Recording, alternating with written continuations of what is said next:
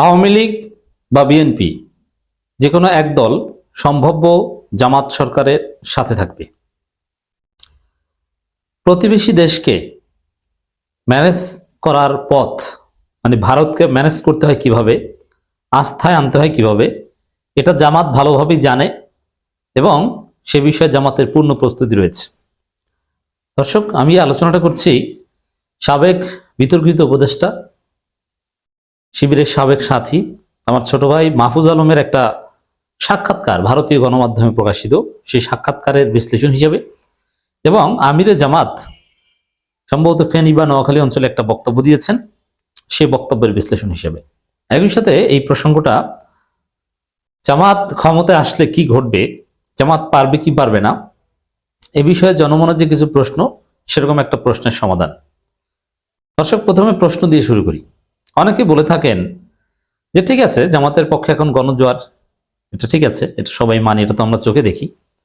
জামাত ক্ষমতায় আসবে সুষ্ঠু নির্বাচন হলে, এটাও সত্য। কিন্তু ভারত কি জামাতকে শান্তিতে থাকতে দিবে? পারবে জামাত? জামাতকে তো ভারত ফেলে দিবে।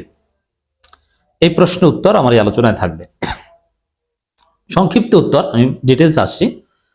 ভারতকে আস্থায় নিয়ে ন্যায্যতার ভিত্তিতে ভারতের আধিপত্যবাদী চিন্তা থেকে ফিরিয়ে এনে বাংলাদেশ মর্যাদা নিয়ে কিভাবে ভারতের সাথে বাণিজ্যিক সম্পর্ক, কূটনৈতিক সম্পর্ক এবং কালচারাল সম্পর্ক, ভারত বাংলাদেশের জনগণের সাথে অত্যন্ত সুসম্পর্ক কিভাবে করতে হয়, জামাত এটা পুরোপুরি পারবে। এবং ভারতকে আস্থায় নিয়ে একটা স্থিতিশীল দক্ষিণ এশিয়া গড়ার পূর্ণ প্রস্তুতি এবং মেকানিজম জামাতের হাতে আছে। এ বিষয়ে অলরেডি সিগনিফিক্যান্ট ডেভেলপমেন্টও হয়েছে।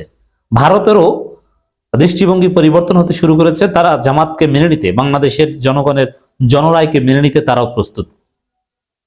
আলামত তো আগেই দেখিয়েছি, আজকেও দেখাবো। এখানে আরেকটা প্রশ্ন আছে, যেমন আমাকে আমার ড্রাইভার বললেন আর কি, যে তাকে নাকি কে বলছে, আমি তাদের মাধ্যমে বা বিভিন্নভাবে বাজার করতে গেলে নানান সার্ভে করাই বা জিজ্ঞেস করি যে মানুষের মতামত জানবা, এটা আমাকে বলবা। আমার ড্রাইভার বলল যে এক দারোয়ান, তিনি বললেন, যে কোনো একটা প্রতিষ্ঠানে দারোয়ান, তিনি জামাতকে পছন্দ করেন, ভোট দিবেন, কিন্তু তিনি মনে করেন জামাত ক্ষমতায় আসলে 2 বছরও টিকতে পারবে না। কারণ কি? আওয়ামী লীগ বিএনপি দুই দল মিলে জামাতকে ক্ষমতা থেকে নামিয়ে দিবে।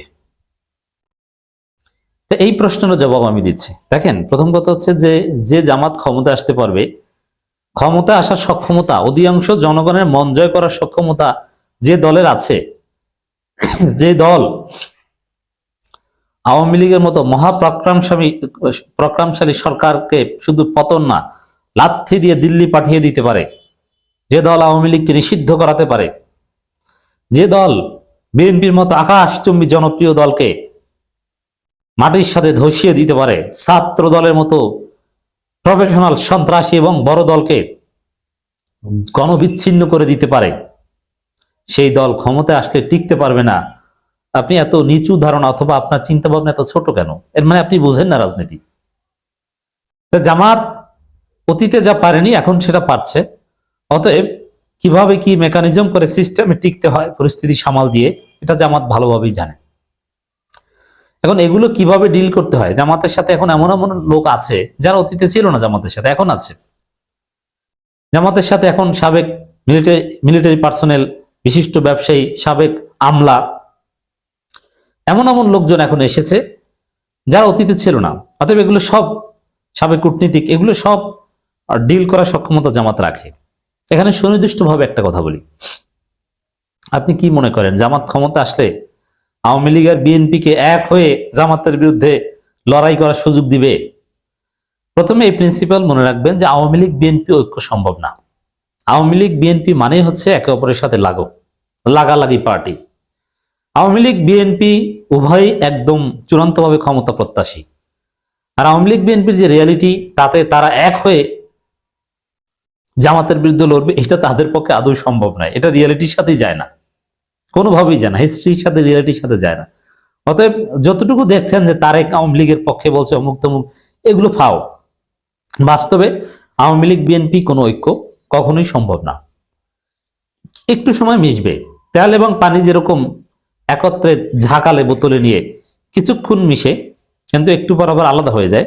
তা আওয়ামী লীগ বিএনপি আপনার মনে হবে যে না এই যে মিশেছে, কিন্তু 10 মিনিট পর দেখবেন যে এগুলো ফাটাফাটি লেগে গেছে।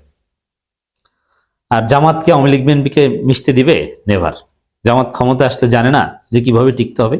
তো কি করবে আপনাকে বলি, জামাত ক্ষমতা আসলে বিএনপিকে সাথে নিয়ে জাতীয় সরকার গঠন করবে।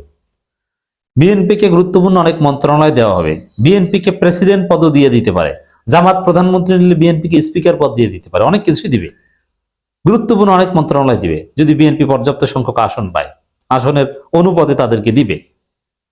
অতএব বিএনপি যদি জামাত সরকারের পার্ট হয় তাহলে সেই সরকার তার বিএনপি হঠাৎ আওয়ামী লীগের সাথে হাত মিলাবে না। হিসাব ক্লিয়ার যে কিভাবে জামাত টিকবে, নাম্বার 1। দ্বিতীয় হচ্ছে, কোনোভাবে যদি বিএনপির সাথে জামাতের সমঝোতা না হয়, বিএনপি যদি জামাতের নেতৃত্বে জাতীয় সরকার আসতে রাজি না হয়, তারা যদি মনে করে যে না জামাতকে কয়েক বছরের মধ্যে হটিয়ে আমরা নিজেরাই এককভাবে সরকার গঠন করব, তাহলে অনিবার্যভাবে আওয়ামী লীগের যারা নিরীহ, যাদের বিরুদ্ধে ফৌজদারি মামলা নেই, তাদেরকে আস্থায় নিয়ে কিভাবে আওয়ামী শক্তিকে জামাতের পক্ষে রাখতে হয় এটা জামাত ভালোভাবেই জানে, কোনো ব্যাপার না।